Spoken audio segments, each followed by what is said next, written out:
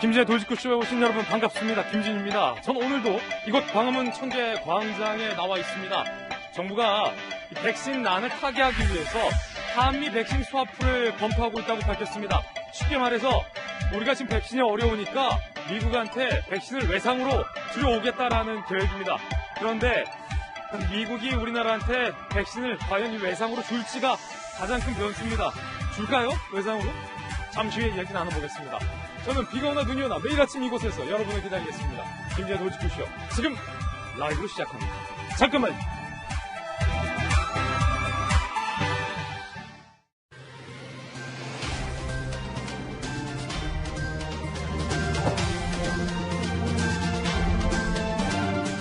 신문 읽어준 남자입니다. 홍남기 총리 대행이 또 버럭했습니다. 앞서서는 백신 갖고 버럭했는데 이번엔 일자리 갖고 또 버럭했습니다. 왜 이렇게 자꾸 화만 늘어가는 걸까? 잠시 후에 이야기 나눠보겠습니다. 오늘 조간신문 함께 하시죠. 먼저 한국일보입니다.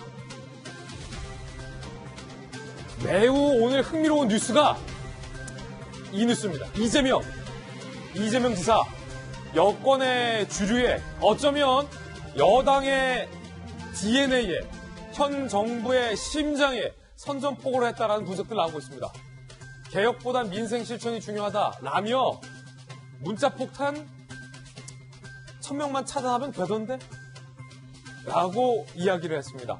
이 지사가 강성 여권의 지지층을 고작 1000명만 차단하면 된다 라는 것으로 의미를 축소한 겁니다. 이 지사의 자신감이다. 이 지사의 선긋기다. 다양한 분석들 나오고 있습니다. 앞서 백신과 갖고서도 정부가 백신에 대해서 어려움을 겪자 경기도가 자체적으로 도입하는 것을 검토하겠다라고 밝혔던 이 지사의 행보가 오늘 한국일보에 주목되고 있습니다. 다음 신문입니다. 이번엔 동아일보입니다.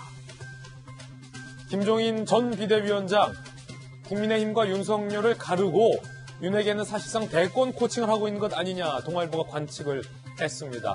연일 김종인 위원장의 이 독설이 어떤 정치적인 의도와 전략이 숨어 있다는 게 동아일보의 시각입니다. 정치적 의도, 전략, 촉각. 윤석열 국민의힘에 들어가겠냐, 흙탕물에서 놀면 똑같이 된다, 백조가 오리 된다 등등. 급기야 주호영 원내대표가 안철수 대표와 작당을 했다라는 주장, 이 대선판을 주도하려는 의도다, 전략이다. 이런 분석 동아일보 나오고 있습니다. 관건은 윤석열 전 총장이 김종인 전 비대위원장과 손을 잡고 야권의 주자로 될 수 있느냐, 이게 관건일 것 같습니다. 잠시 후 이야기 나눠보죠. 다음 신문입니다. 이번엔 한겨레 신문입니다. 불가학력이 아니라 한겨레 신문은 흥미로운 얘기 만들었습니다. 불가학력. 항이 아니라 학력. 중간은 하던 중학생들이 지금 없어지고 있다고요. 이 말은 공부 잘하는 친구들과 공부 못하는 친구들의 이 격차가 더욱더 벌어지고 있다는 겁니다. 비대면 수업을 하다 보니까 중위권이 무너졌다. 한겨레 신문 보도하고 있습니다. 지금까지 신문 읽어주는 남자였습니다. 오늘 출연진 소개해드리겠습니다. 법전 들고 나온 정혁진 대표 변호사와 국민의힘의 김연아 비대위원 나오셨습니다. 돌직구쇼의 좌장인 민주당의 김영주 전 의원과 이재명 정치부 선임 기자 나왔습니다. 모두들 어서 오세요.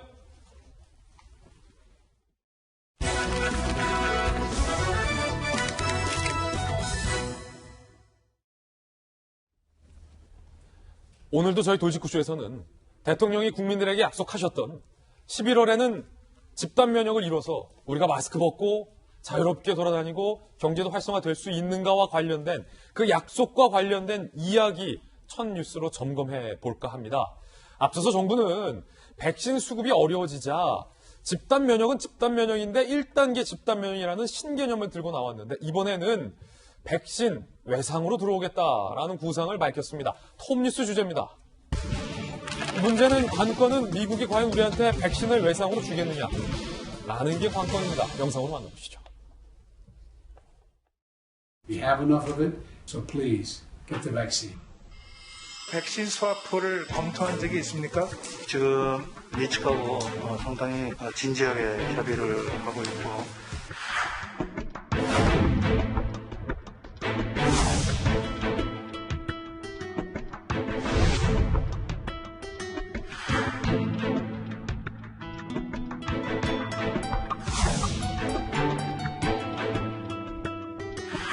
백신은 지금 어디 있습니까? 예, 모더나는요. 저희가 뭐 제가 밝혀도 되는가 모르겠는데 하반기에 대개 들어오도록 돼 있다는 말씀을 드립니다.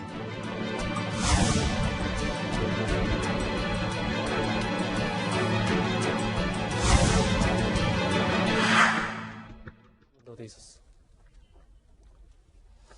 자, 문재인 대통령은 앞서 모더나 대표와 전화 통화를 해서 2분기에는 모더나 백신을 대거 들여오겠다라고 밝힌 바 있습니다. 2분기면 당장 내일 모레 5월부터 도입이 돼야 하는데 조금 전 영상에서 봤던 것처럼 홍남기 부총리는 2분기였다라는 정부의 약속을 하반기로 말을 바꿔서 또 논란이 되고 있는 상황입니다. 자, 이야기 나눠보겠습니다. 정부가 백신을 미국에서, 상대적으로 넉넉한 미국에서 외상으로 들어오겠다라는 것을 검토하고 있다고 밝혔습니다. 백신 스와프입니다. 들어보시죠. 외교부에서 백신 스와프를 검토한 적이 있습니까? 예, 있을 뿐만 아니라 미측과도 협의를 했습니다. 지금 미측하고 상당히 진지하게 협의를 하고 있고, 장관 청문회 하실 때 백신 스와프를 제기한 국가가 없고 산자부에서도 한미 FTA 조항 검토 결과 어렵다, 이렇게 부정적인 답변만 지금 쫙 늘어나 있습니다. 그래가지고 미국하고 어떻게 한미 백신 공조를 하겠다는 건가요? 지금 우리 국민들의 백신 접종률은 통상 르완다 수준이다 이렇게 얘기하지 않습니까? 세계에서 제일 꼴찌 수준이다. 정말 참담한 얘기고 부끄러운 얘기로 생각합니다만, 장관님 어떻게 생각하세요? 네, 저희도 상당히 심각하게 상황을 보고 있습니다. 지금 우리 정부가 총력 경쟁하고 있다고 합니다만 결과적으로 백신 접종률이 세계 꼴찌입니다. 우리 정부가 무능하는 당면 아니겠습니까?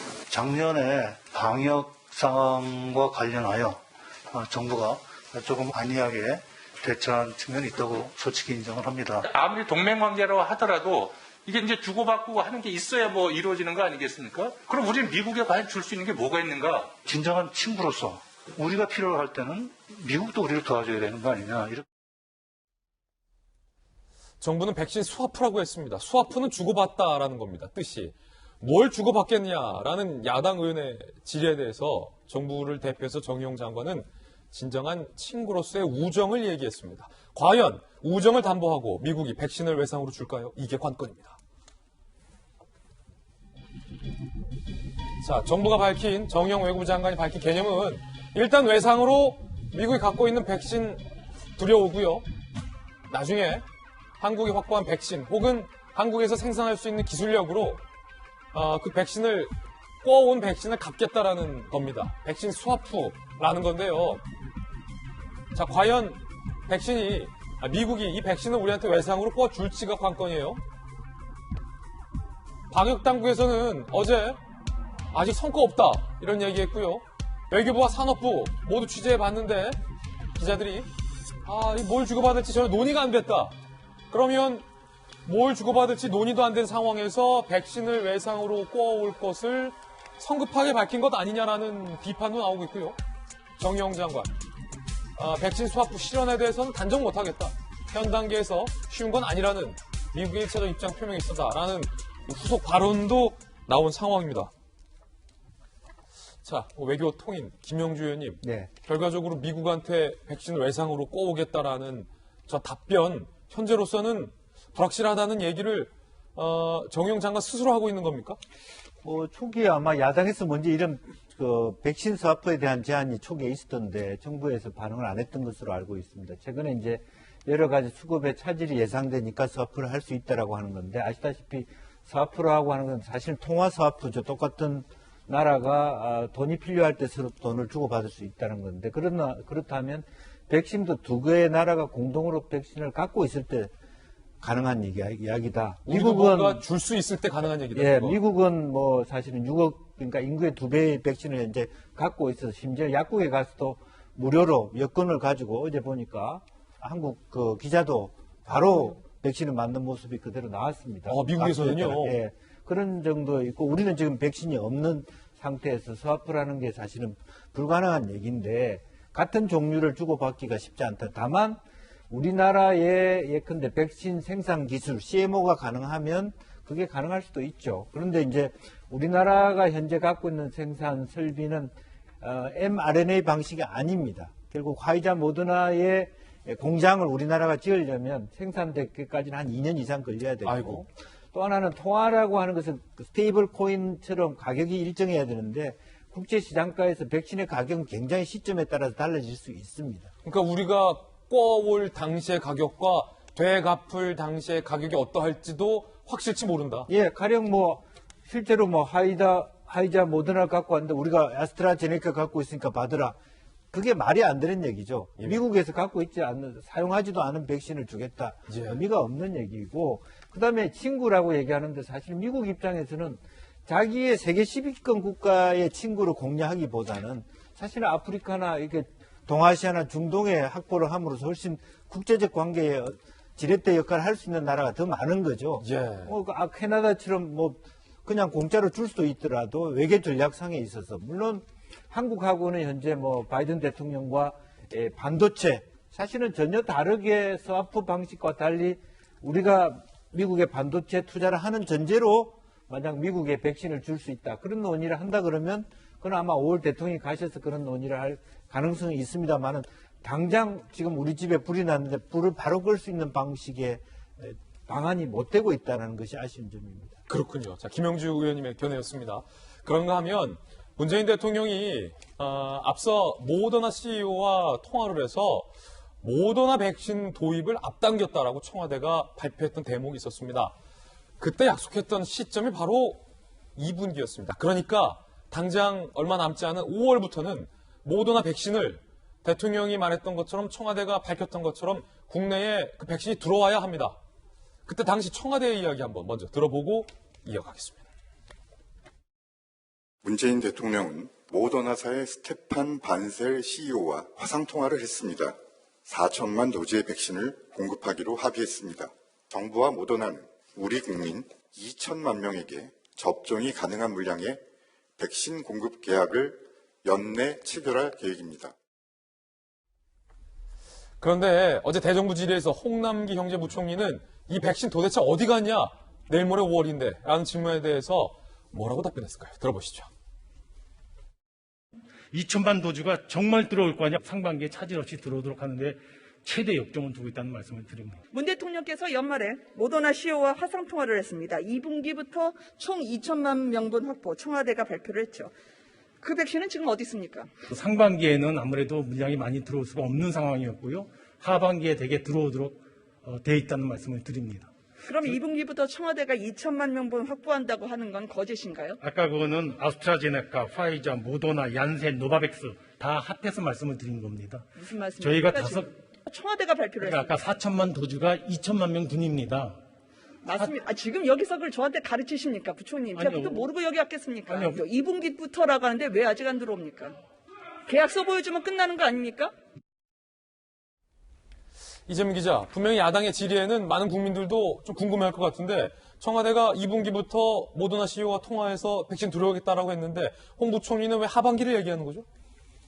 후퇴했다 이렇게 보이는 건데 지금 홍 부총리가 뭔가를 착각한 게 아닌가 싶은 생각이 듭니다. 그러니까 지난해 12월 달에 청와대가 발표한 건 모더나 CEO와 문재인 대통령이 직접 통화를 해서 기존의 계약보다 더 많이, 더 빨리 들어온다는 게 핵심이었습니다. 그래서 올해 2분기부터, 5월부터 해서 2천만 명분이 순차적으로 들어온다라는 게 당시 발표였는데 그래서 김은혜 의원도 그걸 물어본 겁니다. 왜 5월부터 들어오기로 한 모더나가 들어오지 않느냐라고 질문했는데 홍 부총리는 당시 발표가 마치 모더나가 아니라 다른 전체 백신을 다 통틀어 얘기한 것처럼 했는데 아스트라제네카는 이미 2월부터 들어왔죠. 그러니까 사실 5월하고는 아무 상관도 없는 거기 때문에 홍 부총리가 뭔가 좀 착각을 한 게 아닌가 이런 싶은 생각이 들고 당시 청와대 발표가 김은혜 의원도 사실 청와대 대변을 했기 때문에 청와대 발표하는 게 얼마나 엄중한 겁니까? 특히 대통령이 특정 회사의 CEO와 통화했다는 것도 사실은 참 드문 일이죠. 그렇게 통해서 어쨌든 그 CEO를 설득해서 청와대가 결국은 더 빨리 더 많은 물량을 들어올 수 있게 됐다 이렇게 발표했는데 그렇게 안 된 거죠. 그렇다고 그러면 오히려 그게 왜 안 됐는지에 대한 설명이 필요한 거죠. 그러니까 지금 계속 정부에서 정용 장관이 아까 전에 이제 그 국회 답변에서 정부 대처가 아니했다라고 말할 수밖에 없다 이렇게 얘기를 했습니다. 그랬더니 저희가 듣지는 않았지만 바로 여당 의원이 질책을 합니다. 잘못하면 그것이 정부의 실패로 비칠 수 있다, 곡해될 수 있다 이렇게 비판을 하는데 아니 잘못됐으면 잘못했다고 얘기하는 게 오히려 국민을 설득하고 이해를 구할 수 있는 방법인데 예. 자꾸 그것을 부인하다 보니까 오히려 더 문제를 꼬이게 만드는 게 아닌가. 그러니까 통화 스와프라는 것 자체, 통화 스와프가 아니라 이제 백신 스와프라는 것 자체가 결국은 위기이기 때문에 스와프를 하겠다는 거 아니겠습니까? 위기가 아닌데 왜 스와프를 하겠습니까? 그럼 위기인 걸 인정해야 스와프를 가능한 거죠. 근데 자꾸 위기가 아니다, 대처가 잘못되지 않았다라고 하면 점점점 정부의 행보를 꼬일 수밖에 없는 거죠. 그런 점에서 전 여당이 오히려 전략적으로 이것을 접근해야 된다라는 생각이 분명히 듭니다. 자, 이 기자의 말에 들어보면 홍 부총리의 발언으로 결국 정부가 들어오겠다는 모더나의 시점도 후퇴를 했는데 그게 후퇴한 게 아니다라고 홍 부총리가 오히려 야당 의원에게 사실과 다른 이야기를 하게 된 셈입니다. 그런데 그제 이 백신 문제와 관련돼서 홍 부총리는 또 야당을 향해서 버럭한 바 있습니다. 들어보시죠. 국민들은 정부의 이야기를 믿질 않습니다. 근데 믿어주셔야 됩니다. 아니, 강요하지 마세요. 희망 고문을 하지 마십시오. 아닙니다. 희망 고문이 지금 아니고. 현재 접종 속도라면은 집단 면역을 달성하는데 6년 4개월이 걸린다는 평가도 있고 자신감 넘치는 얘기만 하지만 예, 의원님. 부총리님. 이런 잘못된 뉴스를 강조하게 되면요, 국민이 불안해지기만 합니다. 왜 이렇게 잘못된 뉴스를 갖다 전 국민이 보게 하고 계십니까? 자, 과연 잘못된 것을 전 국민에게 보게 하는 것이 누구이냐라는 논란도 일고 있는 대목이었습니다. 어제 홍 부총리가 그런데 또 버럭했습니다. 올해 3월 달에 뭐 일자리가 좀 늘었다고 그러는데 의원님, 역대 최악의 일자리 감소가 있었던 것이 2020년도 3월 달입니다. 이 기준으로 해서 올해 3월 통계를 가지고 일자리 상황이 좋아졌다고 하는 것은 정말 부끄러운 일 아닙니까? 코로나 위기 때문에 경제도 어려웠지만은 3월 달에 들어와서 오히려 취업자 증감세에서 플러스로 나타났지 않습니까? 그 내용을 국민들에게 왜곡을 시킨단 말이에요. 의원님, 통계에 나타난 내용을 국민들에게 그대로 설명하는 것이 어떻게 왜곡입니까?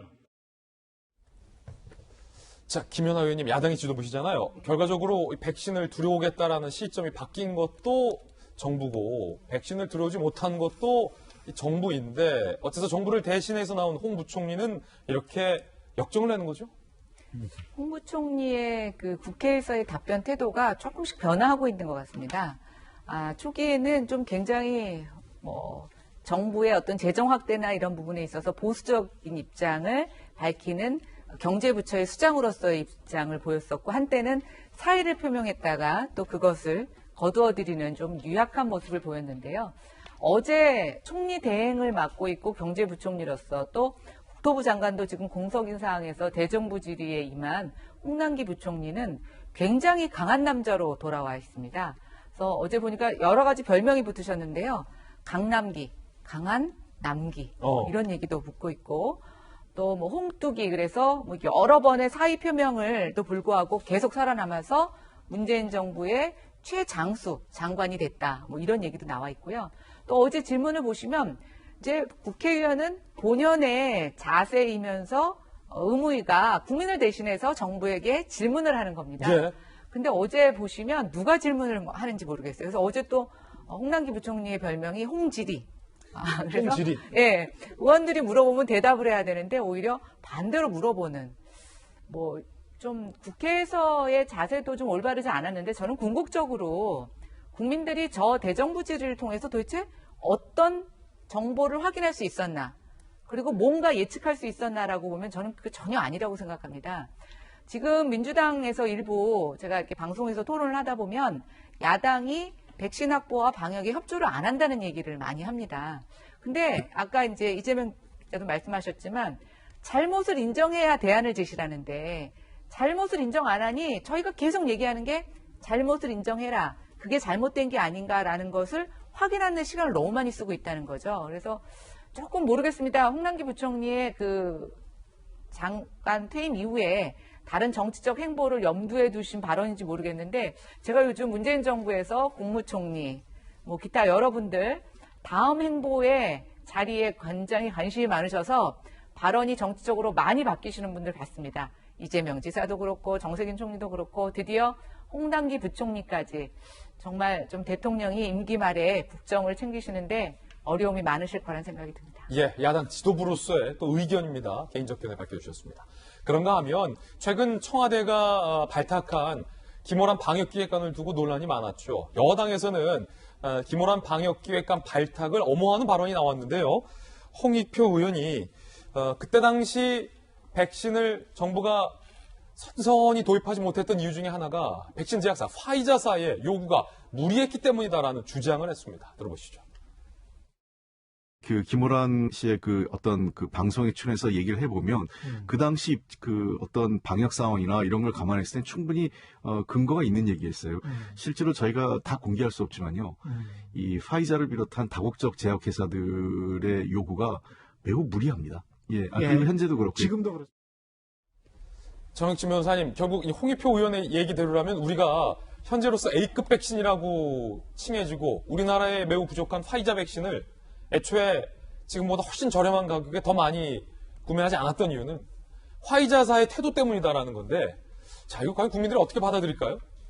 일단 처음에 이제 오늘 영상이 바이든 대통령 영상이 나왔는데 자랑을 했잖아요. 우리 백신 많다. 저 1년 전 생각이 났어요. 지갑 딱 꺼내면서 여기 마스크 많다. 지금 패러다임이 마스크에서 백신으로 바뀌었단 말이에요. 극성수기에는 바닷가나 이런데 호텔이나 콘도 잡기가 무지무지하게 힘들고요. 그 다음에 요즘 골프장 굉장히 그렇지 않습니까? 작년보다 거의 한 2배 올랐어요. 지금 가격이 문제가 아니고 중요한 것은 문제를 해결하는 것이 중요한 것이지 이게 누구 탓이냐. 더군다나 힘 있는 사람 탓이다. 이렇게 이야기하는 거는 절대로 그 문제 해결에 큰 도움이 되지 않는다. 이런 생각이 들고요. 그 다음에 저는 이해가 되지 않는 게 작년에 연말에 대통령께서 뭐라고 말씀을 갖다 하셨냐면 그때 이제 모더나 조금 전에 봤듯이 충분히 확보가 됐다라고 하면서 거기에 또 뭐라고 청와대에서 이야기를 했었냐면 모더나가 먼저 요청을 했다. 우리나라가 K방역 선진국이기 때문에 우리나라에 그 백신이 공급이 돼야 모더나가 그 위상이 높아지니까 우리한테 먼저 요청을 해가지고 우리가 그냥 받아줬다. 이런 식이었단 말이죠. 그렇다라고 하면 지금 홍 의원 말씀하신 것과 상황이 180도 틀린 것이 아닌가 그런 생각이 들면서 지금이라도 방역기획관 신설한 것은 저는 굉장히 잘했다라고 보지만 그러나 그 자리에 백신이 꼭 필요하다라고 주장을 하셨던 그러한 전문가를 앉히는 것이 상식적이고 국민들이 납득할 만한 그러한 인사 조치가 아니었을까 안타까운 마음이 듭니다. 예, 정혁진 변호사님 견해였습니다. 백신과 관련해서 이재명 경기지사는 앞서 정부가 백신과 관련해서 어려울 때 경기도가 독자적으로 백신 도입을 검토하겠다라고 밝혀서 이른바 친문 지지자들의 문매를 맞은 바 있습니다. 그런데 저희가 준비한 다음 뉴스가 바로 이 이재명 지사와 관련된 뉴스인데요. 어떤 뉴스일까요? 주제 공개하겠습니다. 강성 친문 손절 실험이라고 제목을 달아봤습니다. 앞서 재보궐선거 참패 후 집권 여당 민주당은 조국 사태를 사과하고 반성하겠다는 초선들의 성명서에 강성 친문 지지자들의 반발과 비판이 뒤따르자 이 조국 사태 사과 발언을 철회한 바 있습니다. 그런데 이재명 지사는 철회하거나 이 강성 친문 지지자들의 의견을 의식하는 게 아니라 오히려 그 천명밖에 안 된다라는 발언을 했습니다. 들어보시죠. 의견 표현의 방식이 폭력적이거나 아니면 상례를 벗어나는 경우는 옳지 않죠. 좀 과잉 대표되는 측면이 있고 과잉 반응하는 측면이 있기 때문에 신경 안 쓰면 아무것도 아니지 않습니까? 1000개쯤 차단하면 안 들어온다고 합니다. 과다하게 영향받지 않았으면 좋겠습니다. 자, 이 발언 어디서 나온 발언이고 어떤 맥락인지 함께 자세히 살펴보시죠. 문자 폭탄 1000명만 차단하면 아무 문제 없다. 재보선 참패 후 첫 정치 행보인데 본인이 주최한 국회 토론회 범여권 의원들이 20여 명 참석했다고 해요. 당대표 후보 연설보다 더 성황이었다고 합니다. 그 자리에서 민주당 참패 결과는 매우 충격, 깊이 반성해야 한다. 문자 폭탄 논란에 1000명만 차단하면 된다. 1000명밖에 안 된다. 어찌 보면 굉장히 소수다. 라고 평가절하한 겁니다. 이재명 기자. 당의 3선 의원 2분이 공개적으로 마이크를 잡고 문자 폭탄과 관련된 기자들의 질의에 대해서 그건 문자 폭탄이 아니라 목소리고 애정이고 관심이고 충정이다 라고 얘기를 하면서 이 쇄신의 길목에서 민주당의 조국 사태에 대한 반성이 흔적도 없이 사라졌다라는 것이 많이 지금 뉴스가 되는데 이 지사가 오늘 얘기하고 있는 것, 그거 1000명밖에 안 된다. 이게 어떤 의미입니까? 저는 앞으로 이재명 지사가 대선 경선 과정에서 어떻게 임할지를 보여주는 상징적인 발언이라고 생각이 듭니다. 그러니까 지금 민주당이 당원 당규대로 대선 후보를 만약에 9월까지 이제 뽑는다면 그렇다면 이제 곧 조만간부터는 경선이 바로 시작되겠죠. 근데 이재명 지사가 넘어야 할 가장 큰 산 중에 하나가 아마 강성 지지층을 어떻게 극복하느냐의 문제일 겁니다. 그렇습니까? 아마 설득보다는 이제 극복이 되겠죠. 극복할 문제일 텐데 과연 그걸 어떻게 이제 돌파할 것이냐가 굉장히 관심인데 이재명 지사가 두 가지를 정리를 했습니다. 지금 강성 지지층이 과잉 대표돼 있다. 누구도 부정할 수 없을 겁니다. 지금 권리당원이 민주당이 80만 명인데 지금 뭐 1000명의 문자라고 얘기했지만 사실은 이제 뭐 몇천 명의 문자든 뭐 문자 폭탄을 보내면 몇천 명을 볼 수 있고 보통 이제 친문 지지층이라고 우리가 볼 때 지난해 보궐선거에서 후보를 낼지 말지 전당원 투표를 했죠. 그때 참여했던 인원이 20만 명입니다. 20만 명 정도가 친문 지지층이라고 볼 수 있는 거죠. 그럼 확실히 과잉 대표되어 있는 거죠.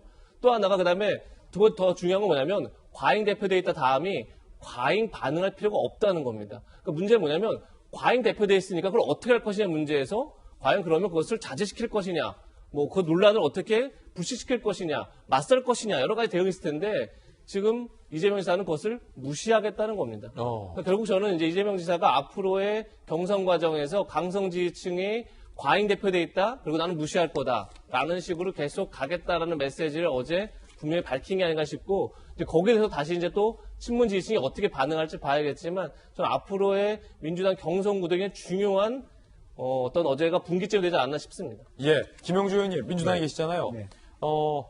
이낙연 전 대표 같은 경우는 내가 죽더라도 문재인 대통령을 지키겠다라고 어찌 보면 이 강성 친문 지지자들의 입장에서 볼 때 굉장히 흡족한 이야기를 냈는데 상당히 지금 대조적입니다. 그 1000명만 차단하면 된다. 그러면 1000명만 차단하면 될 일을 민주당의 많은 의원들이 그 1000명의 목소리 때문에 좌지우지됐다라는 비판을 우회적으로 하고 있다는 얘기입니까? 예, 한편으로 보면 이제 뭐 결과적으로는 이재명 지사가 그야말로 민주당이 민주당스러움이라고 하는 것은 아까 말씀 중에 있었습니다만은 이렇게 지나치게 과잉 대표된 친문 강성 지지자들을 뛰어넘지 않고서는 민주당이 정상화되기 어렵다라고 하는 어떤 정면 돌파의 의지를 가졌고요. 또 하나는 실제적으로 보면 이제 저기에 온 분들이 주로 뭐 경기도 지역의 국회의원이겠습니다만 어쨌든 크게 보면 다른 방식으로 보면 친 이재명계다 이렇게도 볼 수 있겠죠. 세력화다. 예, 그분들한테 겁먹지 마라. 그 강성 친문 문자에 시달리더라도 그 별거 아니다. 별거 아니다. 이렇게 해서 나하고 같이 극복할 수 있다. 이제 이런 얘기를 준 거라고 보여지고요. 또 그걸 어떤 계파별로 이해득실을 떠날 게 아니라 민주당 스스로가 이번 보궐선거의 결과를 정말 참여하고 반성한다면 저런 결연한 의지를 다 같이 표명할 필요가 있습니다. 이것은.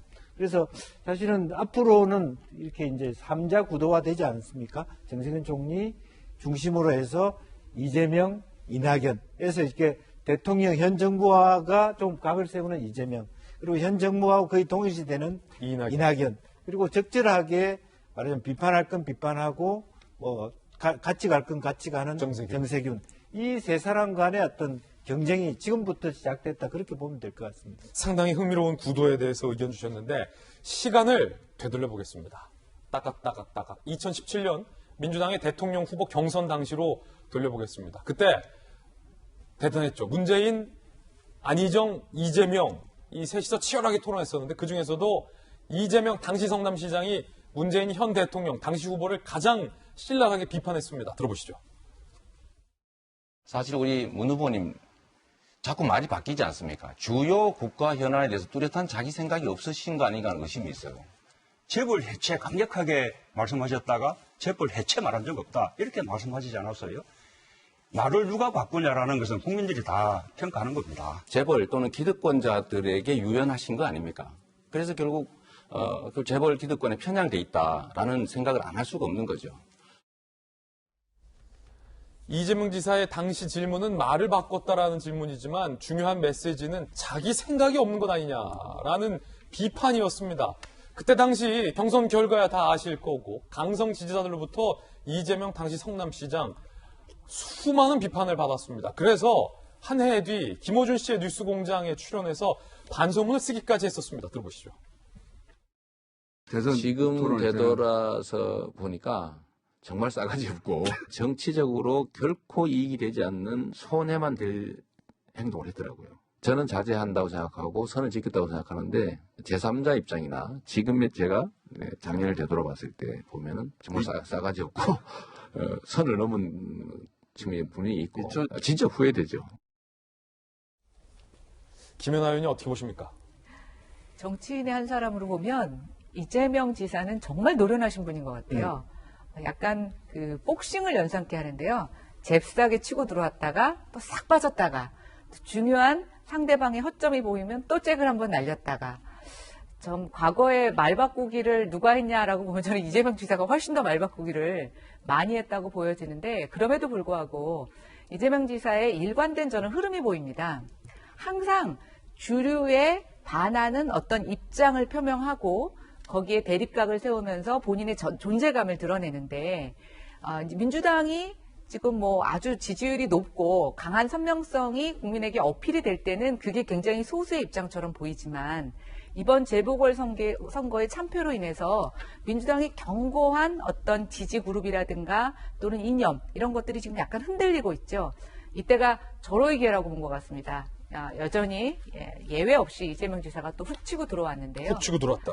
뭐 대선 국면에서 보면 굉장히 재밌고 흥미롭고 국민들에게는 답답해 보이는 또 우왕좌왕하는 여당의 좀 속 시원한 모습일 수가 있겠지만 정치적으로 보면 레임덕의 기간은 참 외롭구나. 저는 이런 생각이 듭니다. 오히려 야당보다 여당 내부에서 대통령과 또 지금 친정부 인사들에 대한 그 날선 비판이 오히려 더 그 칼날이 뾰족한 게 아닌가 이런 생각 해봅니다. 예, 김연아 의원의 견해였습니다.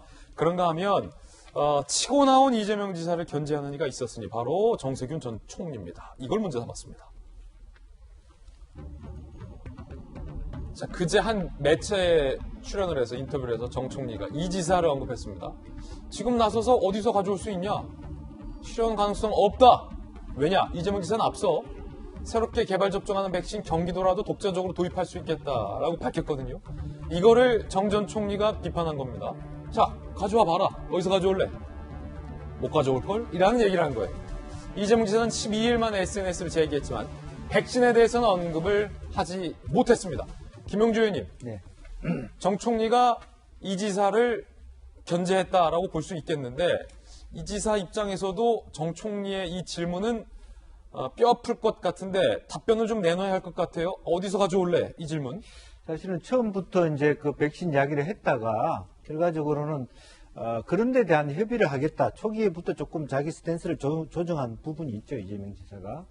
사실 그런 면에서는 본인은 어쨌든 정부가 여러 가지 정치적인 측면에서 굉장히 한계가 있고 어려움들이 있다면 경기도가 도와주겠다라고 하는 선한 어떤 협력적 의미에서 이 말을 얘기한 것이고 정부하고 각을 세우겠다. 간접적으로 정부가 무능하니까 우리의 유능한 경기도가 나서겠다. 이런 뜻은 아니었다라고 해서 밝힌 바가 있습니다. 그렇군요. 실제적으로 보면 뭐 가져올 수 있는 데는 있다 하더라도 가령 지금 질병청에서 얘기한 것처럼 스푸트니크 보이 같은 경우는 정부가 아직 승인이 안 된 상태고 그런 면에서 갖고 왔다 하더라도 국민에게 맞출 수가 없고 화이자나 모더나 같은 경우는 설령 뭐 그런 데 대해서 국제적으로 남아도는 것을 물량을 확보한다 하더라도 그 공장이라든지 그런 어떤 반출하기 위해서는 공공재이기 때문에 미국 내에 각 그 주지사의 승인을 또 받아와야 됩니다. 이제 그런 유통 과정 자체가 전 세계에 있는 뭐 화이자, 모더나 다 국가 간의 말하자면 관계로만 유통되도록 그렇게 협력되는 체제이기 때문에 실제적으로 보면 그런 전체의 외교를 갖고 있지 않는 경기도가 할 수 있는 어떤 역량이라고 하는 게 굉장히 제한되게 될 수밖에 없고 또 설령 갖고 온다 하더라도 비용이 너무 많이 듭니다. 뭐 이동 비용, 왜냐하면 이것이 기온도 유지해야 되고 상당히 여러 가지 승인 맡아야 되고 또 단기간에 올 수도 없기 때문에 그런 부분에 대해서 조금 더 이 지사가 현명하게 반응해야 되지 않았나 그렇게 생각이 듭니다. 그렇군요. 이번에는 오세훈 서울시장 이야기 준비되어 있는데 오 시장이 박원순 전 시장의 성추행 피해자에게 사과하며 특히 박원순 장례식 담당자를 징계했다라고 밝혔습니다. 이야기 들어보시죠.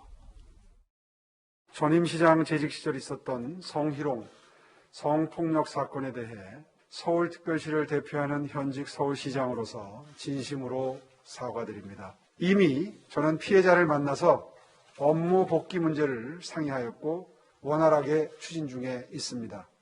하지만 여기서 머물지 않고 사건 당시 인사 문제, 장례식 문제 등과 관련해서 책임 있는 자리에 있었던 인사의 인사명령 조치도 단행하였습니다.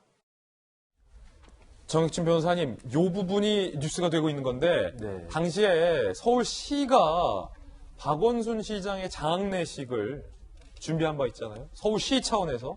자, 피해자 입장에서 봤을 때 서울시라는 거대한 지자체가 성폭력, 성추행 문제라는 것에 있어서 고인의 장례식을 대신해준다라는 것이 피해자에게 있어서 얼마나 큰 부담과 또 하나의 폭력이 됐겠냐라는 이야기를 오 시장이 밝혀요. 그러면서 박원순 장례식을 주도했었던 서울시의 책임자를 징계했다라고 밝혔습니다. 자, 이 부분에 대해서 일각에서는 보복하는 거 아니야? 라고 문제 제기하는 여론도 여권을 중심으로 있던데 정혁진 변호사의 생각은 어떻습니까? 일단은 만시지탄이라고 생각하고요. 지극히 상식적인 사과였다 이렇게 생각이 됩니다. 피해자 입장에서 봤을 때 박원순 전 시장의 그 장례식은 서울시 기관장이었단 말이에요. 그러면 피해자는 어떻게 생각할 수 있냐면 내가 뭔가 잘못한 거 아닌가? 내 행동으로 인해서 어떤 사람이 죽었는데 그 극단적인 선택을 했는데 그 사람이 그렇게 훌륭한 사람이었나? 그럼 내가 굉장히 나쁜 짓을 한 거 아닌가?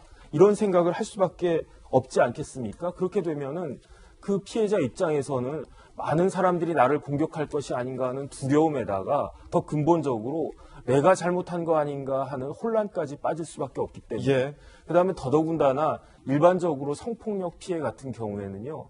피해자들한테 막 화살이 꽂히는 경우가 굉장히 많거든요. 네가 처신을 잘못해가지고 그런 일을 당한 거 아니냐 이런 비난을 받는 경우가 굉장히 많아서 그다음에 우리나라 같은 경우에 그런 일들이 더더욱 많아가지고 이런 것들을 반성하기 위해서 우리나라에서 성폭력 피해자를 특별히 보호하기 위한 법까지 제정이 되어 있다고요. 근데 그럼에도 불구하고 일반적으로는 그렇게 성폭력 피해자는 보호되어야 하는데 어떤 사람에 의해서 그 피해를 입었을 때는 오히려 그 반대가 보호를 받지 못하게 되는 그런 누구를 위한 선택적인 그러한 법인가 이런 느낌까지 들 수 있었기 때문에 지금 그 오세훈 시장이 사과를 하고 나름대로 책임 있는 조치를 취하겠다라고 한 것은 굉장히 상식적인 그러한 조치가 아닌가 싶고 오히려 이런 것들이 뉴스가 되는 것이 이상한 것이다라고 저는 생각이 듭니다. 일각에서 제기된 보복 주장은 전혀 상식적이지 않다는 의견 들어봤습니다. 피해자의 입장이 그 무엇보다 중요할 것 같습니다. 함께 보시죠. 박원순 성추행 피해자 입장문, 책임 있는 사람의 진정한 사과에 눈물이 났다. 지나온 일과 앞으로 일어날 일들에 대해 살펴주시면 감사드린다. 서울시청이 조금 더 일하기 좋은 일터가 될 것이라 기대한다. 라고 환영하는 입장을 냈습니다. 피해자 지원 단체들, 서울시의 책임 있는 자리에 있는 사람의 공식적 사과 처음이다. 상식적인 일이 오늘에 이르기까지 너무도 오랜 시간이 걸렸다라고 입장을 냈습니다. 자, 정의당에서도 입장 나왔는데 오세훈 시장이 공식 사과 적극 환영한다. 피해 사실을 축소하고 2차 가해 저질렀던 민주당과 서울시 관계자들은 피해자에게 진정성 있는 사과를 해야 한다라고 이야기를 하기도 했습니다. 자, 경기도와 서울시 이야기 전해드렸습니다. 이번엔 저희가 준비한 다음 순서인데요. 오늘 뉴스가 참 많은데 오늘 뉴스 중에서 유독 핫한 뉴스들만 모아봤습니다. 오늘 요즘 저희 김진애 돌직구쇼에서 많은 관심을 받고 있는 코너입니다. 오늘의 핫삼 함께 보시죠. 핫한 삼. 자, 한국인 여 종업원을 폭행한 벨기에 대사 부인 핫삼에 오늘 올랐고 폭행 당시 영상 공개됐습니다. 이성윤 중앙지검장도 핫삼에 올랐고 오늘 여지없이 김어준 씨 또 핫삼에 올랐는데 자, 어떤 소식부터 자, 이성윤, 김어준, 벨기에 대사 자, 어떤 소식부터 볼까요? 자, 바로 벨기에 대사의 폭행 당시 CCTV 영상 공개됐습니다. 바로 보시죠. 자, 주한 벨기에 대사 부인이 옷가게 안으로 들어와요. 이 부인은 옷을 구경하다가 몇 벌을 입어보기도 합니다. 자, 옷을 입어봤다는 거 중요한 포인트예요. 40분 정도 있다가 아무것도 사지 않고 매장을 나갑니다. 매장 직원, 자, 부인이 매장 옷을 입고 간 걸로 착각하고 따라갔지만 아닌 걸 확인하고 사과하고 바로 돌아옵니다. 잠시 후, 자, 벨기에 대사 부인 다시 매장 들어오죠. 결국, 자, 이렇게 직원을 끌어당기고, 자, 직원 때리고, 세게 때려요. 자, 실랑이가 벌어집니다. 다른 직원 와서 대사 부인 말려보지만, 자, 경찰도 왔어요. 몇 분 후 경찰관은 부인의 신원을 확인하고 귀가시켰습니다. 이 대사는 직원을 끌어당기고 때리고 뺨까지 때린 이흉입니다. 폭행당한 피해자의 사진, 이랬습니다. 얼마나 세게 때렸으면 이렇게 피부에 멀건 폭행 흔적까지 남았습니다.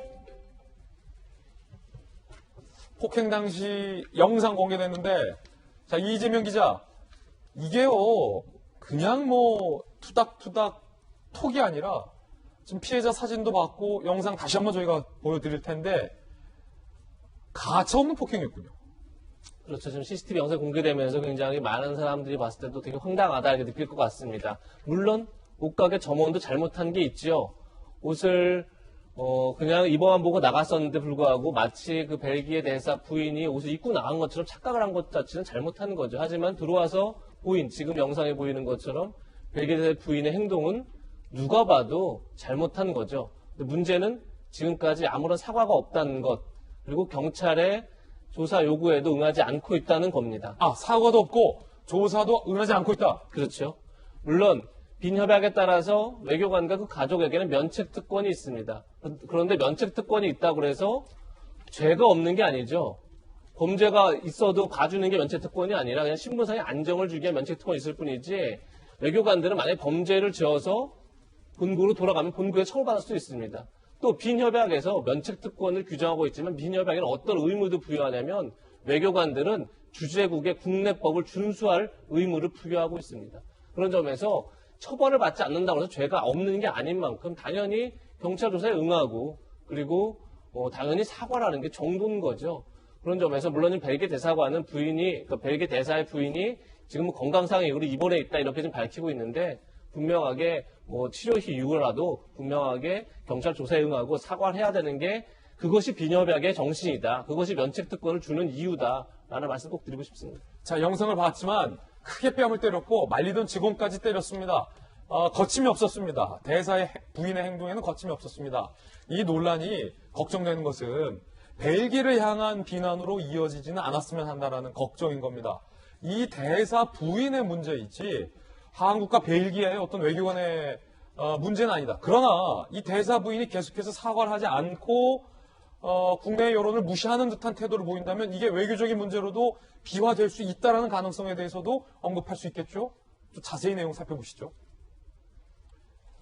2명 때린 벨기에 대사 부인 사과도 면책특권이냐, 이런 얘기가 나와요. 아니, 사과도 면책특권이냐. 자, 과연 대사 부인이 사과를 즉각적으로 했다면 이 영상이 공개됐을까요? 의문입니다.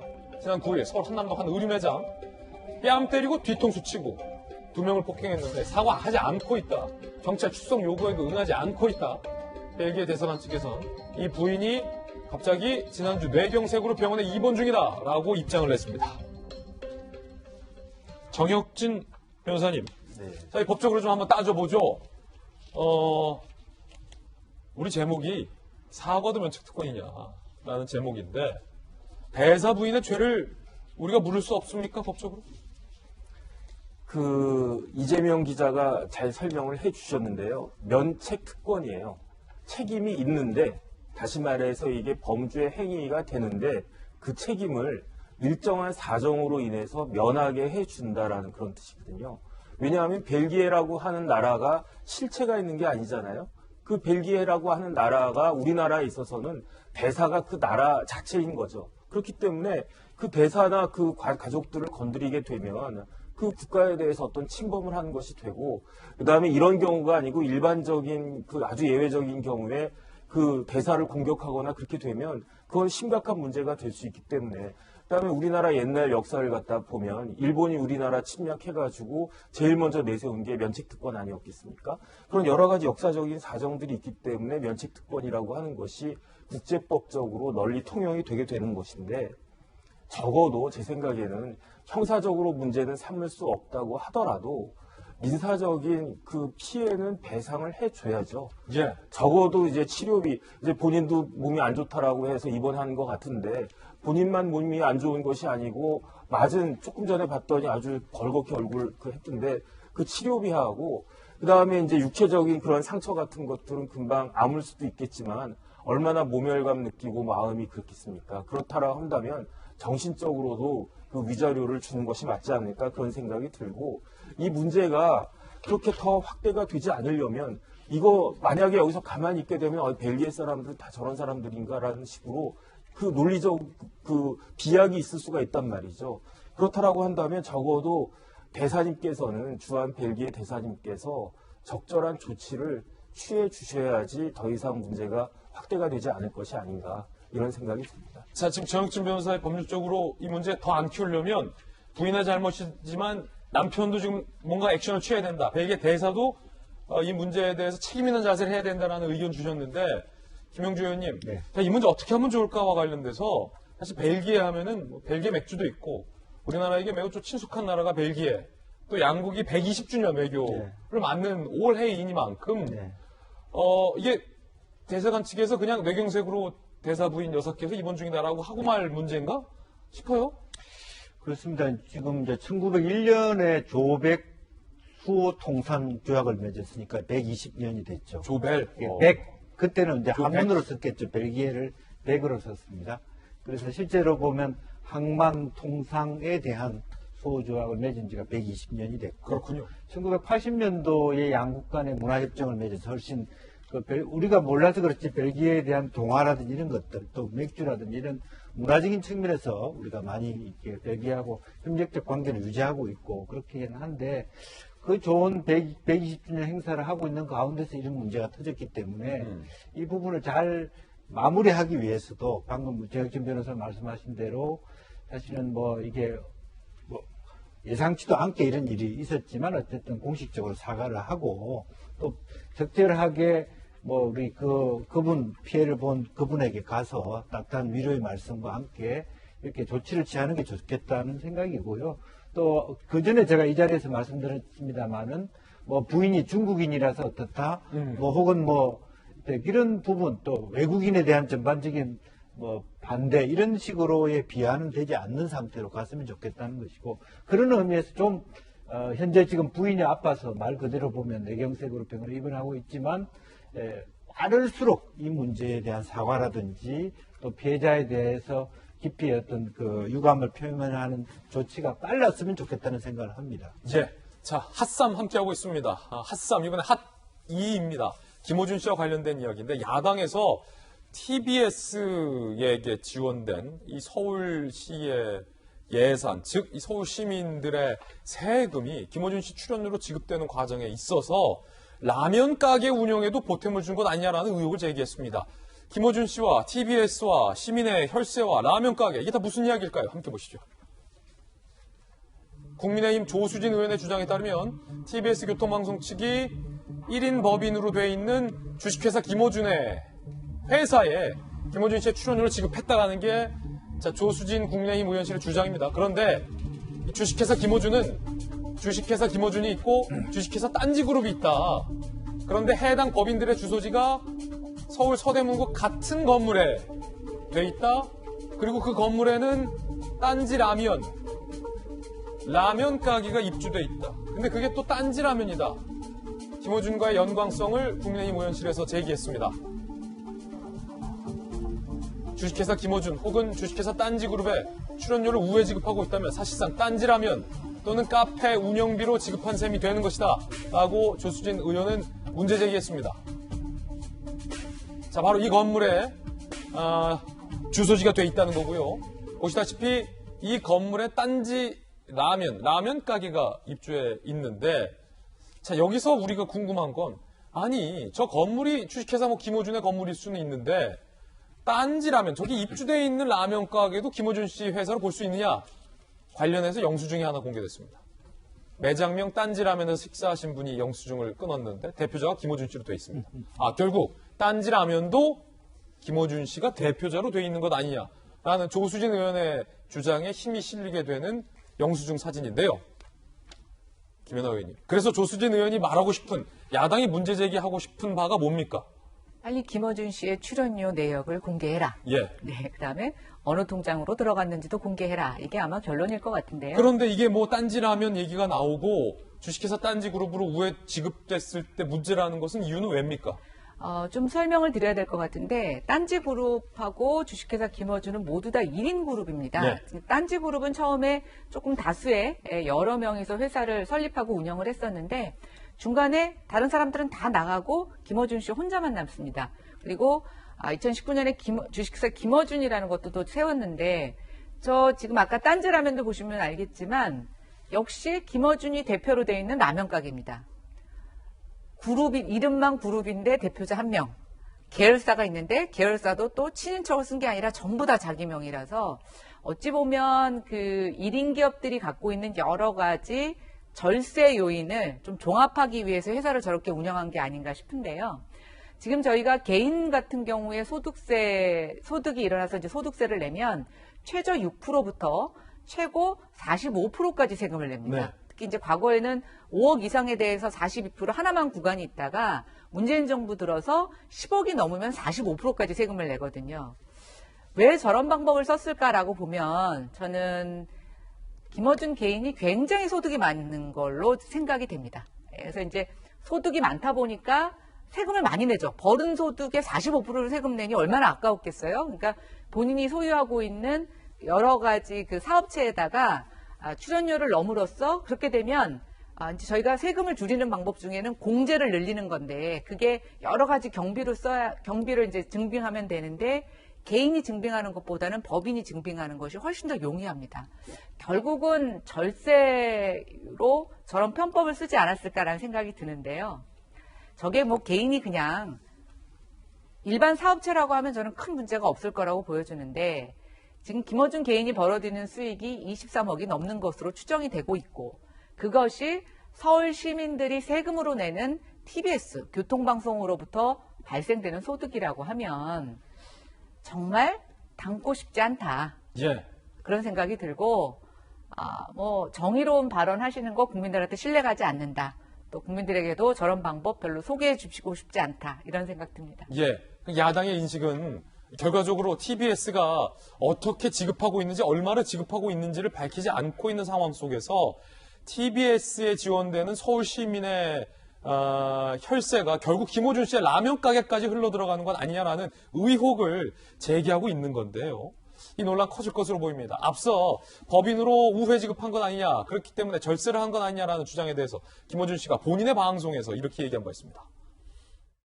김어준 TBS 출연료 입금용 회사 설립 의혹. 그 법인은 제가 방송 관련 어떤 사업을 구상하고 설립한 건데 여차저차해서 사업을 결국 안 하기로 했고 저는 출연료를 한 푼도 빠짐없이 종합소득세로 신고합니다. 탈루 혹은 절세 시도가 1원도 없어요. 김어준 씨의 해명은 이런데, 자, 이재명 기자, 야당의 의혹, 특히 조수진 의원의 의혹 제기를 좀 확인해 보려면은 몇 단계를 좀 거쳐야 될 것 같아요. 그렇죠. 물론 이제 제일 뭐 간단한 건 TBS가 그 내역을 공개하고 그리고 세금을 어떻게 내는지도 확인하면 뭐 사실 그냥 간단한 건데 그걸 하지 않기 때문에 야당에서 여러 의혹을 제기하고 있는 건 틀림없어 보입니다. 다만 야당의 의혹 제기도 전 지난 보궐선거 때 김어준 씨 방송을 통해서 오세훈 후보를 둘러싼 의혹이 이상한 데로 번지지 않았습니까? 결국은 내곡동 땅을 셀프로 보사했냐가 의혹의 핵심이었는데 오히려 생태탕을 먹었느니 안 먹었느니 특정 브랜드의 신발을 신었느니 안 신었느니로 비화된 것처럼 이 논란도 점점 야당의 의혹 제기가 본질 벗어나고 있다는 개인적으로 생각합니다. 그러니까 이게 야당의 의혹 제기의 시작은 뭐였냐면 결국 김어준 씨 방송이 정치적으로 편향성이 없느냐. 이 방송에는 국민의 세금이 들어가는데 과연 그 세금이 적정한 기준으로 근거를 가지고 쓰이느냐가 핵심입니다. 그렇죠. 문제. 그런데 지금 사실 뭐 제기되고 있는 것은 설령 김어준 씨가 그것을 그 출연료를 본인의 법인을 받든다 하더라도 그 자체가 불법은 아니죠. 그것이 세금만 제대로 냈다 그러면 문제가 없는 거고 그 법인이 어떤 영업을 하든 간에 그거 자체는 뭐 큰 문제가 없는데 이제 문제의 본질은 거기서 출발했던 건데 약간 점점 엉뚱한 데로 비화되는 게 있지 않나 싶고 저는 어제 제가 얘기한 것처럼 감사원에서 국민의 세금이 들어가는 공공기관이라면 얼마든지 회계 검사를 하고 감찰을 할 수 있다라고 밝혔습니다. 그렇다 그러면 국회에서 이 문제가 국민이 제기하는 의혹이 있다 그러면 과연 국민의 세금이 제대로 근거를 가지고 쓰였는지 그걸 보고 그다음 정책 편향성 문제는 방심위에서 정확하게 논의를 하는 게 오히려 문제의 본질로 돌아가는 게 아닌가 저는 개인적으로 생각하고 있습니다. 예, 그런가 하면 민주당의 우상호 의원에게 방역수칙 위반으로 과태료가 부과될 예정이라는 보도가 나왔습니다. 그런데 함께 나온 보도가 왜 김어준 씨에게는 과태료 결정이 안 되냐는 겁니다. 오락가락 과태료 우상호는 내고 김어준은 안 내고 지난 8일 서울 중구의 한 고깃집에서 총 6명과 식사와 음주를 했다라는 사진이 공개됐죠. 5인 이상 사적 모임 금지. 지나가는데 우상호 좋아한다며 한 잔 받으라고 해서 5분 합숙했다. 우상호 의원 측의 해명도 있었지만 서울의 중심 중구청에서는 잠시였어도 그 위반이다. 과태료 10만 원을 우상호 의원에게 부과할 예정이다라고 중구청이 밝혔습니다. 자, 그런데 마포구청은 어떻습니까? 중구청은 우상호 의원에게 과태료를 부과하겠다고 했는데 제작진 7명과 카페에 방문해서 턱스크한 채 방역수칙을 위반한 김어준 씨는 서울특별시가 마포구청의 상위기관인 서울특별시가 과태료 내야 된다라고 얘기했는데 또 마포구청은 법률 자문까지 거치면서 과태료를 부과하지 않기로 결정해서 논란이 된 바 있죠. 마포구에 사는 우리 마포구 주민 최모 씨는요. 국회의원도 방역법 위반 과태료 10만 원 내는데 김어준만 관대한 처분이 이해할 수 없다라고 갸우뚱 말 그대로 갸우뚱했습니다. 서울신문 기자에게. 정혁진 변호사님. 네. 중구청과 마포구청 누가 맞는 겁니까?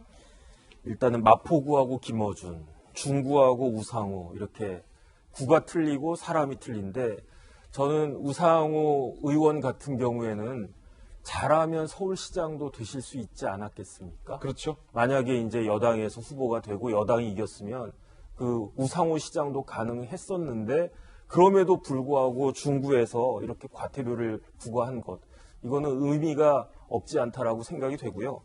감염병 예방법에 보면은 이러한 경우에 질병관리청장, 시도지사, 시장군수구청장이 이러한 방역 지침을 준수하도록 명령할 수 있게끔 되어 있어요. 그런데 서울시에서 다이렉트로 직접적으로 과태료를 부과할 수도 있었겠지만 법에 따르면 이런 경우에는 그 권한을 그 구청장에게 위임을 갖다 한 것이고요.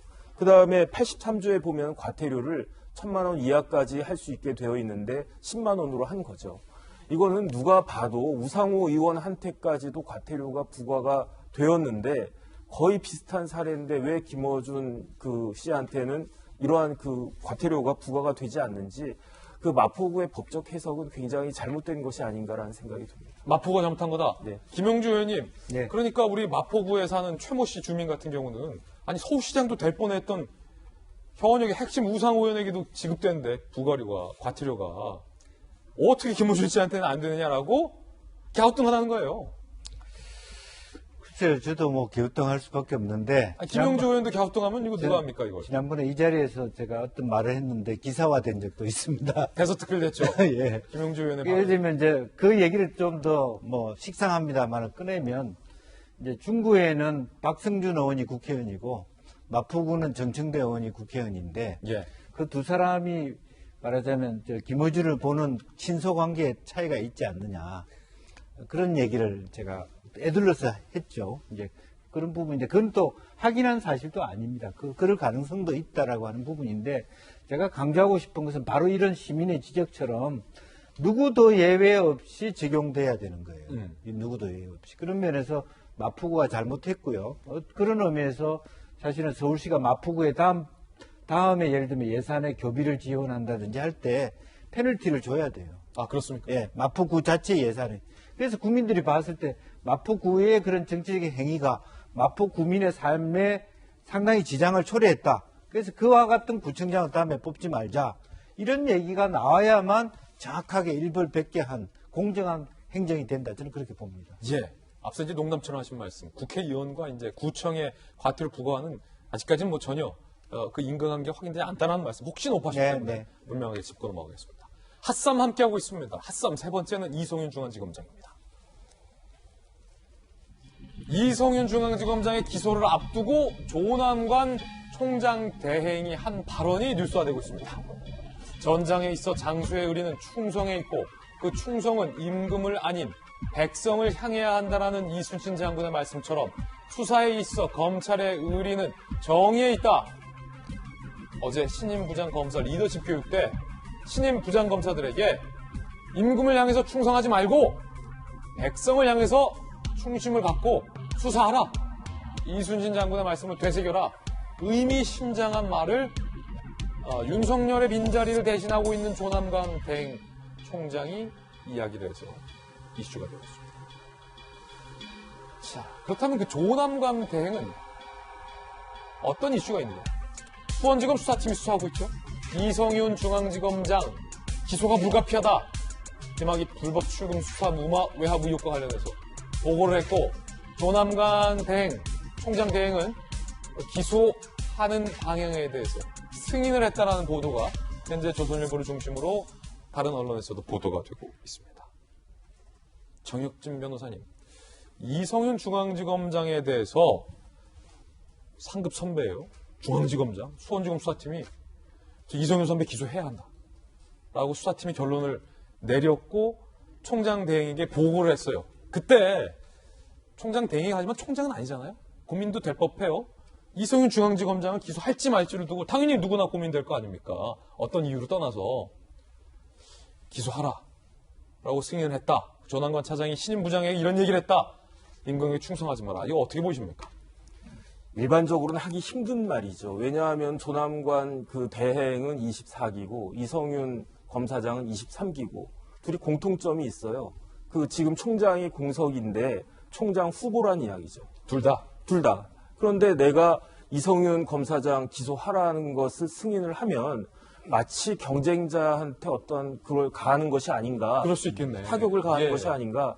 저 같으면 굉장히 꺼려질 것 같은데 그럼에도 불구하고 그런 그 사적인 정의를 생각하기에는 그다음에 더 중요한 건 뭐냐면요. 조남관 차장하고 그 대행하고 이성윤 검사장이 아마 고등학교 선후배지가 될 거예요. 그러니까 그 검사도 같이 했죠. 기수하는 게밖에 차이가 안 나죠. 대학보다 고등학교 선배가 더 세지 않습니까? 그런데 이러한 사정에서 저런 이야기를 하는 것은 굉장히 이제 고심이 딱 될 것 같다라는 생각이 드는데 그럼에도 불구하고 조남관 차장은 검찰이라고 하는 조직을 생각하지 않을 수가 없는 겁니다. 그다음에 늘 했던 이야기 이제 윤석열 전 총장 하는 이야기가 자기는 사람한테 충성하지 않는다. 비슷한 맥락이 아닌가 싶고. 비슷하군요. 그다음에 중요한 것은 지금 우리나라가 이렇게 막 혼란스럽고 이러한 경우에 중심을 잡고 원칙대로 법대로 법치주의에 따라가지고 그렇게 일을 처리를 해야지 그렇게 하지 않으면 나중에 이제 조남관 차장도 혹시 또 어려움에 빠질 수 있는 것이 아닌가 일단 그런 생각이기 때문에 적절한 발언 저 이야기가 더더군다나 이제 부장검사 승진하거든요. 그러면 신임 부장검사들 그 법무연수원 가가지고 교육 받는데 그 자리에서 검찰의 대선배로서 했다는 이야기가 의미가 있는 것이다. 저는 그렇게 생각이 듭니다. 자, 물론 이 지검장의 불법 출금 외압 의혹과 관련된 강한 반박과 해명도 준비되어 있습니다. 그리고 수사팀의 이 지검장의 주장에 대한 입장도 준비되어 있습니다. 함께 보시죠. 자, 이성윤은 재차 혐의를 부인하고 수사팀은 입증할 자신감을 보이고 있다. 한 문장으로 요약하면 이거겠습니다. 이성윤 중앙지검장 측 수사 중단도 외압을 행사한 사실이 명백히 없다라고 반복하고 있고 수사팀에서는 3개월간 수사하며 다수의 관계인 충분히 조사했다. 자료 따라서 처분할 것이다라는 자신감을 양쪽이 보이고 있는 만큼 자, 이 국면 어떻게 결론이 날지 좀 자세히 살펴봐야 될 것 같습니다. 핫쌈 전해드렸습니다. 자, 결과적으로 윤석열 전 총장에 대한 이야기가 나왔습니다. 자연스럽게 저희가 준비한 다음 이야기 살펴보겠습니다. 제목은 이렇게 달아봤습니다. 윤석열 캐스팅 전쟁, 섭외 전쟁이다라는 얘기겠죠. 자, 이 정치권의 소식 오늘도 준비되어 있는데 윤석열 캐스팅 전쟁 소식 본격적으로 전해드리기에 앞서서 김상희 국회 부의장의 발언 논란을 어제 저희가 보도해드린 바 있습니다. 야당을 향해서 신났네 신났어 라고 발언한 것 굉장히 부적절하다는 비판이 있었는데 야당 의원들이 이에 항의하는 의미로 퇴장을 했는데요. 김상희 국회 부의장이 한마디 더 날렸다고 합니다. 들어보시죠. 다음은 광주 서구 을 출신의 더불어민주당 양향자 의원님 나오셔서 질문해 주시기 바랍니다.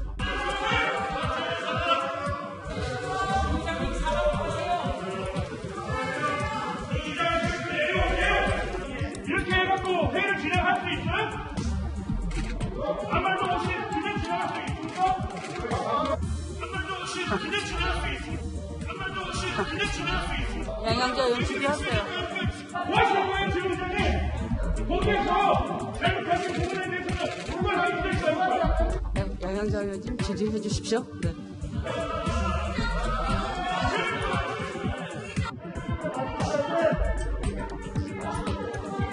시작하겠습니다. 야당 의원들이 사과하라라고 요구를 했는데 김상희 부의장이 사과를 하지 않자 항의의 의미로 자리를 빠져나온 건데 바로 이 일 때문입니다. 들어보시죠. 선관위가 본질을 회복할 수 있도록 우리 모두 그 책무를 다해야 할 것입니다. 허은하 의원님 수고하셨습니다. 다음은 더불어민주당 박성준 의원님 나오셔서 질문해 주시기 바랍니다.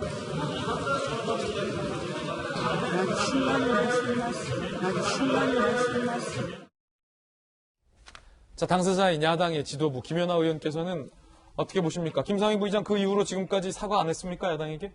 네, 사과도 안 하시고 뭐 인정도 안 하시는 것 같은데. 사과할 일이라고 보십니까? 그럼요, 사과하셔야죠. 국회는 그 개인 국회의원 간의 어떤 친목단체가 아닙니다. 아무리 자기가 믿고 무시하고 그래도 상대 국회의원은 그 국회의원을 뽑아준 국민이 있지 않습니까? 그래서 그 국회의원에게 의장이든 다른 국회의원이든 어떤 명예롭지 못한 행동을 하거나 막말을 한다는 것은 그 해당 국회의원이 아니라 그 해당 국회의원에게 지지를 보내는 국민을 욕먹이는 겁니다. 그리고 저는 그렇게 생각합니다. 우리가 외국의 정치하고 한국 정치에 있어서 저는 가장 큰 비교는 뭐냐면 정말 유머와 해악이 없다는 건데요. 우리 요즘 말대로 쿨하다고 그러죠. 저렇게 얘기한 거, 제가 실수했네요. 그리고 한마디 하고 쿨하게 넘어가면 저는 야당이 어떤 문제 제기를 할 수 있겠습니까? 그런데 그 사실조차 인정 안 하면서 저렇게 뻔뻔하게 내가 왜 사과를 해야 되지? 뭐 이런 표정을 짓고 있다면 저는 요거는 정말 아무 일도 아닌 거를 스스로가 키운다고 생각을 하고 있고요. 또 사실은 역대 그러니까 최초의 여성 부의장이지 않습니까? 다른 어떤 사람보다도 저는 좀 폭넓은 그런 리더십을 보여주셔야 되는데 저게 저렇게까지 할 일인가라는 생각이 들어서 개인적으로 좀 안타깝고요. 기억해 보면 추미애 장관 그렇게 국회 와서 대립적인 추미애 장관도 지난번에 이제 소설 쓰신 애부터 시작해서 몇 가지 발언에 대해서 이제 법사위가 파행이 되니까 그때 어떻게 사과를 하셨냐면 이렇게 속으로 우물우물 하시면서 말을 빨리 끝내가지고 사과하는 걸로 마무리하는 게 있습니다. 진정성이 없지만 그래도 사과를 했다는 그 회의록이 한 줄 남는 것 때문에 국회가 저렇게 치열하게 언쟁을 보이는 건데 그것까지도 못하시는 거 저는 좀 왜 그러시는지 이해가 되지 않습니다. 신났네 신났어 항의를 하자 하하 참네. 야당의 허은하 의원은 사과하지 않으면 징계안을 제출하겠다고 밝혔습니다. 신났네 신났어 라며 차갑게 조롱하는 그 발언은 분명히 저를 포함한 많은 야당 국회의원들을 향해 있었습니다. 진실한 사과를 요청합니다. 그렇게 하시지 않는다면 국회 윤리특위에 징계안을 제출할 수밖에 없습니다. 또한 국회 부의장에서 사퇴하실 것을 요구할 수밖에 없습니다. 자, 우리 또 김용주 의원께서는 네. 이 문제 어떻게 보십니까? 아니 이제 참 국민 입장에서는 허은하 의원이 대정부 질문을 무슨 내용으로 했는지를 궁금해야 되는데 끝나고 난 다음에 뭐 지도부에 의해서 그 말을 한 부의장이나 또 지도부가 항의하면서 다 일어나서 나가라 하고 다 나가는 국회나 이게 저 모습만 보면 딱 제 말하자면 이 2등, 3등 국가의 국회의원 모습이에요. 그래서 항상 저는 대정부 질이 아예 없애자. 유럽식처럼. 유럽의 대정부 질이 어떻게 합니까? 내가 질문한 강용호와 둘이서 하는 거예요.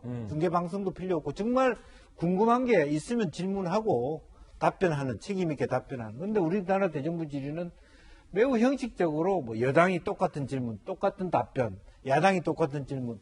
지금 현재 이 장면도 보면 허은하 의원이 어떤 문제를 가지고 국민을 대상해서 누구에게 질문했는지가 중요한데 질문 끝나고 아우 자기네들끼리 잘했다고 또 뭐 아우 칭찬해주고 그게 대해서 참 질이 잘하셨습니다 해야 될 국회 부의장이 또 조롱스키게 잘했네. 이게 뭡니까? 참 정말 답답한 문제죠. 예. 자, 정치권 소식 나왔습니다. 김종인 전 비대위원장, 향후 대권 행보에서 범야권이 윤석열 전 총장을 캐스팅할 수 있는가와 관련해서 굉장히 중요한 변수가 바로 김종인 전 위원장. 윤 전 총장과 지금의 야권과의 연결고리로도 많은 언론에서는 분석하고 있는데, 존재감을 보이고 있는데, 장제원 의원과 때 아닌 이 논란이 지금 불붙었습니다. 방송에서 꼬붕이라고 얘기해도 되는 겁니까? 자, 이 논란입니다. 꼬붕은 일본어이기 때문에 안 됩니다. 그렇죠. 네. 저건 일본어죠. 네. 자, 이걸 근데 저 표현들을 하셨으니까 네. 지금 뭐 장제원 의원이 먼저 노역에 찬 정치 기술자다, 뭐 구악이다. 재보궐 선거 때는 장제원 의원 사실 뭐 존재감 보이지 않다가 선거를 압승으로 이끌고 당에서 나가자 김종인 전 위원장을 향해서 뭐 삿대질을 돌을 집어던졌죠. 노역에 찬 정치 기술자 구악 이런 말도 왜 한 건지 당내에서도 비판이 많은데 어쨌든 이런 말 했습니다. 그러자 김종인 전 위원장이 한마디 했죠. 홍준표 꼬붕이라 상대 안 한다. 뭐 부하에 폄훼하는 일본어라고 보면 되겠습니까? 그 발언에서. 그러자 장제원 의원은 김종인 꼬붕이 아니라 다행이다. 노태우 꼬붕이 할 말은 아닌 듯하다. 라고 또 맞받아쳤다는 건데, 자, 지도부에 있는 김연아 의원님. 아니, 누가 누구 꼬붕입니까? 저는 장제원 의원이 의문에 일패했다고 보고 있습니다. 아, 그래요? 네. 뭐, 누구의 꼬붕인지 결론이 안 냈지만 본인 스스로가 꼬붕인 걸 인정한 발언처럼 좀 들리잖아요. 네. 뭐, 적절한 단어가 아니었는데, 저는 그래도 정치에서 뭐 여러 가지 경험으로 보나 또 연배로 보나 굉장히 원로시잖아요. 근데 저런 얘기를 저렇게 공식 석상에서 SNS 상태로 저렇게 올리는 거는 저는 별로 그렇게 아름다운 모습이라고 보여지지 않습니다. 그리고 뭐 어떻게 저런 표현을 쓰십니까? 라고 얘기를 했다면 오히려 저는 장제원 의원의 문제 제기가 더 김종인 위원장에게 약간 긴장감을 줄 수 있는 문제 제기인데 아니 지금 결국 자기는 꼬붕이라는 거를 그러니까 김종인 위원장이 꼬붕이 아닌 걸 다행이라고 생각한다는 건 자기는 꼬붕이라는 걸 인정한 게 된 거지 않습니까? 그래서 조금 더 품격 있는 정치, 그 다음에 우리가 원로에 대해서 지혜를 배우는 정치 이렇게 갔으면 좋겠다는 생각이 들고요. 어쨌든 좀 안타깝습니다. 의문에 일패하신 것 같습니다. 네. 자, 그런가 하면 김종인 전 위원장인 주호영 원내대표도 직격탄을 날렸습니다. 주호영, 안철수를 서울시장 후보로 만들려던 사람이다. 나한텐 차마 그 말 못하고 뒤로는 안철수가 작당했다. 라고 이른바 경향신문 기자에게 폭로를 한 건데 주호영, 안철수를 서울시장 후보로 만들려던 사람. 그러니까 당에서 오세훈 후보를 서울시장에 만들기 위해서 합심을 하고 있을 때 주호영 원내대표가 뒤에서 당과는 다르게 안철수 대표를 서울시장 후보로 만들렸다. 이거 관점에 따라서 큰 논란이 있을 수도 있는 발언을 한 건데요. 자, 이에 대해서 주호영 원내대표 본인의 이야기도 좀 준비가 되어 있습니다. 들어보시죠. 작당은 당을 만드는 게 작당인데 아마 오해하고 계시는 것 같습니다. 단일화가 깨어지지 않는 쪽으로 노력했을 뿐이지 제가 누구를 돕거나 어떻게 한 적이 전혀 없습니다. 자, 주호영 원내대표는 오해를 하고 계신 것 같다라고 좀 얘기를 하고 있는데 정혁진 변호사님, 이 문제 어떻게 보세요? 지금 조금 전에 김연아 전 의원님께서 뭐 누가 의문의 일패를 당한 것 같다라고 말씀을 하셨는데 저는 저런 모습을 보면서 국민의힘이 명백한 일패를 당하고 있다. 국민의힘이? 네, 스스로 자해를 하고 있다. 그런 생각이 들어요. 동업을 하다 보면 뭐 변호사나 의사나 뭐 이렇게 동업을 하지 않습니까? 깨지는 경우가 있어요. 언제 깨지냐면 첫 번째는 일이 잘 안 됐을 때, 뭐 실적이 안 났을 때, 그 다음에 의외로 또 많이 깨지는 경우가 아주 실적이 좋을 때, 그거는 뭐 내가 잘해서 된 것 같거든요.